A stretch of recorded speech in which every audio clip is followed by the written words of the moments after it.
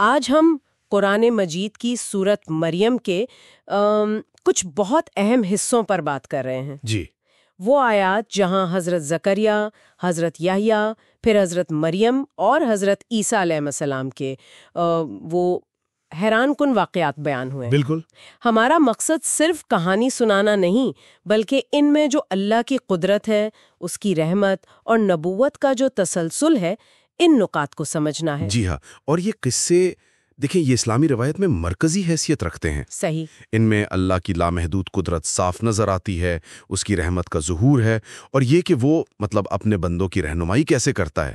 یہ ایمان اور توکل کی بڑی عملی مثالیں ہیں۔ اچھا، تو بات شروع کرتے ہیں حضرت زکریا علیہ السلام کی دعا سے۔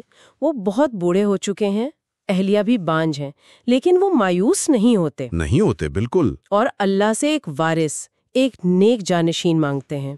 اس دعا میں جو عاجزی ہے، جو یقین ہے، وہ خود ایک سبق ہے۔ یقیناً۔ پھر جب فرشتہ بیٹے یعنی حضرت یحییٰ کی خوشخبری دیتا ہے تو ان کا حیران ہونا بھی بہت فطری لگتا ہے۔ جی، اور یہیں پر اللہ کا وہ جواب آتا ہے، وہ مجھ پر آسان ہے۔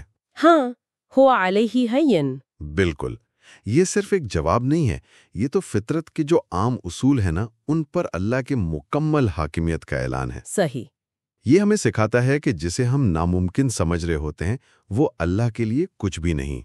پھر نشانی کے طور پر ان کا وہ 3 دن بات نہ کر سکنا، جی، وہ بھی ایک عجیب نشانی تھی۔ ہاں، وہ بھی ایک غور و فکر کا موقع تھا۔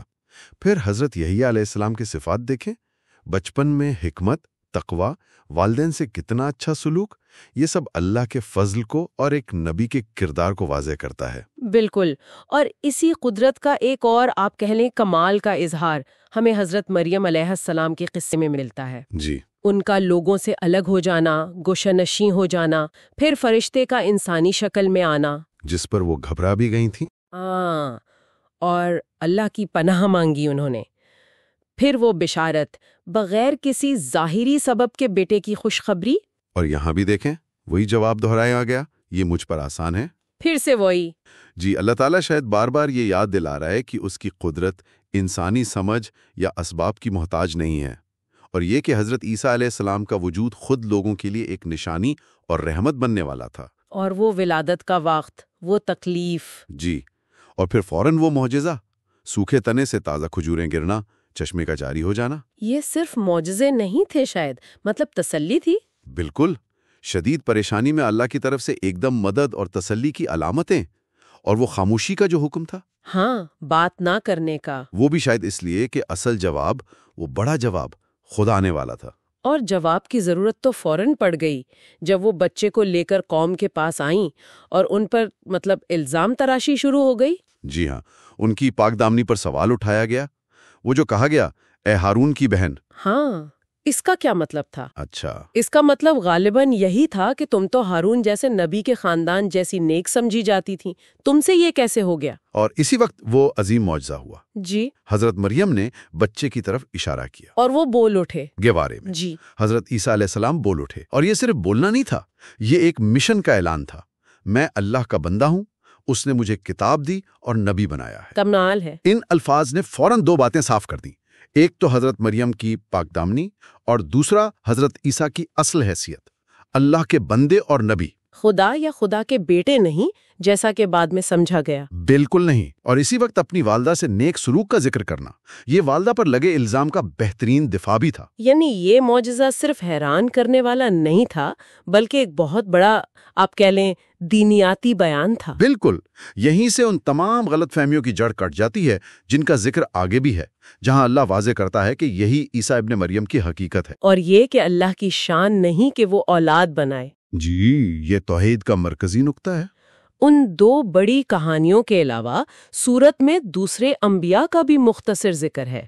حضرت ابراہیم کا اپنے والد کو سمجھانا، ہاں، بت پرستی سے روکنا، پھر حضرت موسیٰ، ہارون، اسماعیل، ادریس علیہم السلام کا بھی ذکر ہے۔ یہ سب کیوں؟ یہ نبوت کے پیغام کے تسلسل کو دکھاتا ہے کہ تمام انبیاء کا بنیادی پیغام ایک ہی تھا، اللہ کی عبادت۔ اچھا۔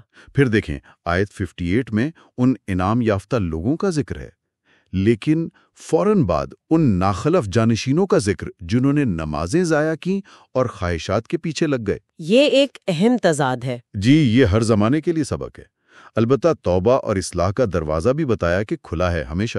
سورت میں پھر انتباہ بھی ہے ان لوگوں کے لیے جو قیامت کو نہیں مانتے یا اللہ کے لیے اولاد مانتے ہیں۔ ہاں، اور خاص طور پر اللہ کی اولاد ہونے والے عقیدے کو تو اتنی سختی سے رد کیا گیا ہے جی، وہ آیات تو بہت شدید ہے۔ کہ قریب ہے آسمان پھٹ پڑیں، زمین شک ہو جائے، پہاڑ ریزہ ریزہ ہو جائیں۔ یہ شدت اس لیے ہے کہ یہ عقیدہ اللہ کی وحدانیت اور اس کی بے نیازی کے بالکل خلاف ہے۔ صحیح۔ آخر میں پھر ایمان والوں کے لیے اللہ کی محبت کا وعدہ ہے اور قرآن کے نزول کا مقصد بھی بتایا گیا ہے۔ تو آج کی اس گفتگو سے ہم نے سورت مریم کے حوالے سے سمجھا کہ کیسے اللہ ناممکن کو ممکن کرتا ہے، کیسے وہ اپنے بندوں پر رحم فرماتا ہے، اور یہ کہ تمام انبیاء کا مرکزی پیغام وہ توحید ہی رہا۔ حضرت زکریا کی امید، حضرت یحییٰ کی حکمت، حضرت مریم کی پاکیزگی اور صبر، اور حضرت عیسیٰ کا وہ معجزانہ طور پر اللہ کا بندہ اور نبی ہونا، یہ سب اسی ایک پیغام کو روشن کرتے ہیں۔ جی بالکل، اور آخر میں ایک نکتہ شاید سوچنے کے لیے چھوڑا جا سکتا ہے۔ جس طرح ان آیات میں بار بار خاص طور پر حضرت عیسیٰ علیہ السلام کے حوالے سے ان کی بشریت، ان کی بندگی پر زور دیا گیا ہے۔ جی، جیسے عبداللہ، اللہ کا بندہ کہا گیا۔ بالکل، تو یہ بات اللہ کے پیغام اور اس کی ہدایت کو سمجھنے میں ہماری کیسے مدد کرتی ہے؟ یہ غور طلب نقطہ ہے کہ اللہ نے اپنے سب سے خاص، سب سے برگزیدہ بندوں کو بھی اپنی مخلوق اور فرمانبردار ہی قرار دیا۔ اس میں کیا حکمت پوشیدہ ہے؟